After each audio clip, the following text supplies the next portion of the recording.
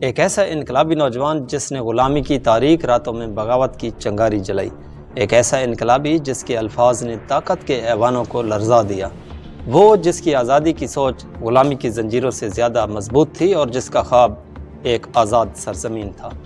اس کی کہانی صرف تاریخ کے صفحات میں قید نہیں بلکہ ہر دل میں زندہ ہے۔ اس کی قربانی نے آزادی کی تحریک کو ایک نئی سمت دی، ایک نیا حوصلہ بخشا۔ یہ داستان ہے ایک ایسے ہی بے خوف انقلابی کی جس کا ذکر آتے ہی آزادی کے جذبات بھڑک اٹھتے ہیں۔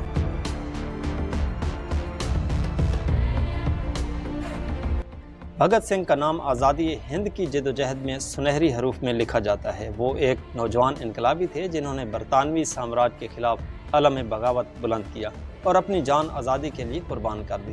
لیکن کیا آپ جانتے ہیں کہ ہندوستان کے سب سے بڑے مسلمان رہنما محمد علی جناح نے بھگت سنگھ کے لیے قانونی چارہ جوئی کی تھی؟ آج کی اس ویڈیو میں ہم اسی تاریخی حقیقت کے بارے میں آپ کو بتانے جا رہے ہیں۔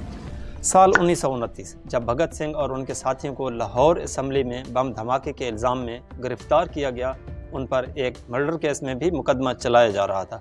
برطانوی حکومت انہیں سخت سزا دینے کو بے چین تھی۔ تب اس موقع پر قائد اعظم محمد علی جناح نے ہندوستانی مجلس قانون ساز میں نہ صرف بھگت سنگھ کے لیے آواز اٹھائی بلکہ ان کے لیے قانونی چارہ جوئی بھی کی۔ جناح نے برطانوی حکومت کو کھلے الفاظ میں تنقید کا نشانہ بنایا اور کہا کہ بھگت سنگھ اور ان کے ساتھیوں کو فیئر ٹرائل کا حق دیا جانا چاہیے۔ انہوں نے برطانوی حکومت پر الزام لگایا کہ وہ انقلابیوں کے خلاف غیر منصفانہ قوانین کا استعمال کر رہی ہے اور انہیں اپنے دفاع کا موقع بھی نہیں دیا جا رہا۔ محمد علی جناح نے برطانوی راج کے خلاف دو ٹوک الفاظ میں کہا کہ کوئی بھی حکومت چاہے وہ کتنی ہی طاقتور کیوں نہ ہو، عوام کی حمایت کے بغیر قائم نہیں رہ سکتی۔ اگر نوجوان اس قدر مشتعل ہیں کہ وہ اپنی جان قربان کرنے کو تیار ہیں تو ہمیں سوچنا چاہیے کہ آخر انہیں کس چیز نے اس حد تک مجبور کیا۔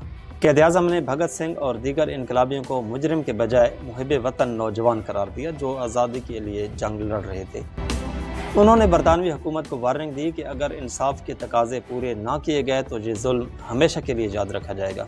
بدقسمتی سے برطانوی حکومت نے جناح اور دیگر وکلاء کی قانونی کوششوں کو نظر انداز کیا اور بھگت سنگھ کو 23 مارچ 1931 کو لاہور میں سزائے موت دے دی گئی۔ آزادی کی جدوجہد کسی ایک مذہب یا قوم تک محدود نہیں تھی۔ بھگت سنگھ ایک سکھ تھے جبکہ جناح ایک مسلمان، مگر دونوں کا مقصد ظلم اور غلامی کے خلاف لڑنا تھا۔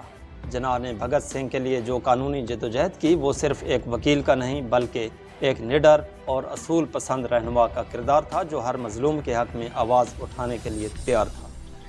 یہی وہ عظمت ہے جو قائد اعظم کو ایک بہادر، اصول پرست اور انصاف پسند لیڈر ثابت کرتی ہے، اور بھگت سنگھ کو ایک ناقابل فراموش انقلابی جو آج بھی یہاں کے لوگوں کے دلوں میں زندہ ہے۔